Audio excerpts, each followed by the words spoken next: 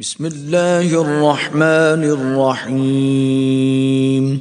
شروع اللہ کے نام سے جو بڑا مہربان نہایت رحم والا ہے۔ سوال یہ ہے کہ جب لوگ میت کو اٹھاتے ہیں تو ساتھ اونچی آواز میں کہتے ہیں جی کلمہ شہادت، اور پیچھے جو لوگ ہیں وہ اس کے ساتھ پڑھتے ہیں کہ لا الہ الا اللہ محمد رسول اللہ یا کلمہ وغیرہ پڑھتے ہیں۔ دیکھیں میرے بھائیو، اس کی احادیث میں کہیں بھی کوئی دلیل موجود نہیں ہے۔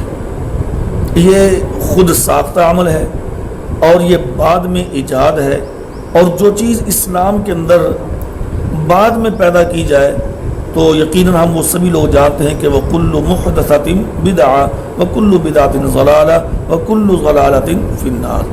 کہ جو چیز اسلام کے اندر بعد میں ایڈ کی جاتی ہے اور اس کا اسلام کے اندر کوئی حکم نہیں ہے تو اس چیز کو کہا جاتا ہے کہ وہ چیز بدعت ہے، اور ہر بدعت پیارے پیغمبر نے فرمایا کہ گمراہی، اور ہر گمراہی آخر میں اس کا انجام جو ہے وہ جہنم ہے۔ تو یہ کلمہ شہادت کی جو رٹ لگانا ہے، یہ میت کو اٹھاتے وقت جو پڑھنا ہے، یہ بدعت میں شمار ہوگا۔ کہتے ہیں جی یہ کوئی اچھی بات ہے، کوئی بری بات تو نہیں کہی۔ بھائی بات اچھی یا بری کی نہیں ہے، بات یہ ہے کہ کیا نبی صلی اللہ علیہ وسلم سے، کیا صحابہ کرام سے یہ عمل ثابت ہے؟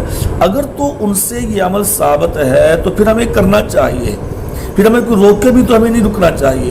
لیکن اگر ان سے نہیں ہے، اگر ہم نے اس کو بعد میں دین کے اندر ایڈ کر لیا ہے، ایجاد کر لیا ہے، تو مجھے یا آپ کو کس نے اختیار دیا ہے کہ ہم دین اسلام کے اندر اپنی مرضی سے کوئی چیز داخل کر لیں، کوئی چیز نکال لیں؟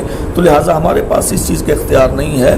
یہ اللہ رب العالمین کی طرف سے منزل من اللہ دین ہے، تو اس میں کسی قسم کی ترمیم نہیں کی جا سکتی۔